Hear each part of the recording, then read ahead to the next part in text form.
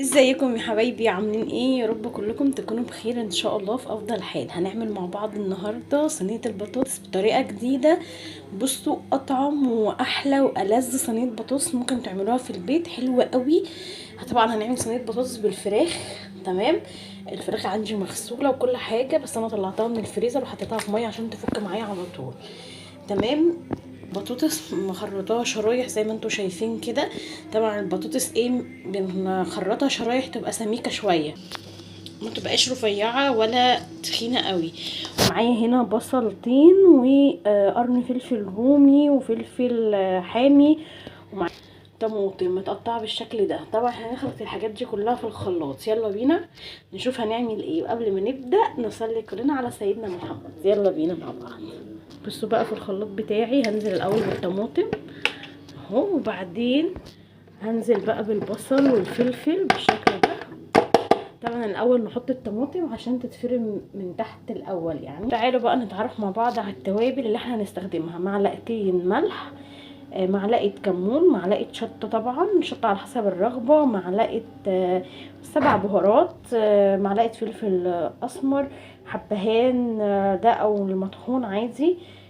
بصوا يعني حاجه بسيطه جدا. مكاري واحده، مرقه دجاج، بس كده. ومش هنستخدم دهون ولا اي حاجه من الحاجات دي. هنحط بقى الحاجات دي برضو. هنعمل صينيه بطاطس ايه بطريقه الشوي يعني. يلا بينا برضو نحط الحاجات دي في الخلاط ونشوف مع بعض هنعمل ايه. هنزل بكل البهارات بتاعتي دي كده في الخلاط. برضو مش هنضيف ميه ولا اي حاجه، ممكن اضيف شويه ميه صغيرين بس علشان تساعد ان الحاجات تتفرم بسرعه يعني بصوا، نص كوبايه. ونفرم بقى الحاجات دي مع بعض.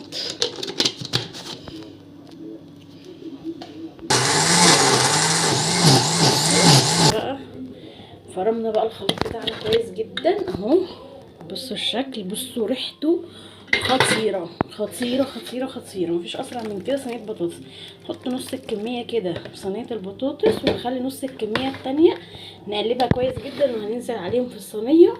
وبعدين ننزل بقى بالفراخ برضو نحطها في الخليط ده.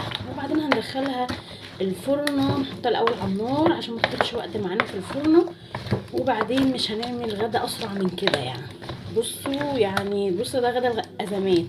عايزه اقول لكم احنا بنحبها قوي قوي قوي. كمان انا هوريكم شكلها في الاخر. انا بعملها بصوص كده بتبقى حلوه قوي. هنيجي بقى هنا بالصينيه بعد ما قلبنا البطاطس بتاعتنا كويس بالشكل ده اهو. ونفرد بقى البطاطس في الصينيه بتاعتنا كده اهو. وهنحط دي بقى اهم خطوه، ان احنا نشرح الفراخ بتاعتنا بالشكل ده عشان التتبيله تدخل يعني في الفراخ كلها، والصدر كمان اهو شرحناه. وبعدين بقى ننزل ببقيه التتبيله بتاعتنا الجميله دي كده اهو. وبعدين بقى نقلب الفراخ كويس جدا وننزلها برده على الصينيه. وبعد كده بقى، بعد ما رصينا الفراخ على البطاطس، ضفنا كوبايه ميه. تمام. لو انتوا عايزينها يكون فيها صوص يعني. وبعدين بقى ننزل بقى ايه برشه فلفل اسمر كده على الوش الفراخ، تطلع ريحتها حلوه وجميله بالشكل ده اهو. بس. وبعدين بقى نولع عليها النار ونسيبها كده تغلي على النار شويه. وبعدين ننزل عليها في الفرن نص ساعه، يعني نسيبها على النار مثلا اهو. ولعنا النار ونقوم عاملين كده مغطيينها باي غطا عندنا. نسيبها مثلا ربع ساعه تغلي معانا بس شويه. وبعدين ادخلها الفرن لمده نص ساعه، وكله اطعم واحلى والذ صينيه بطاطس.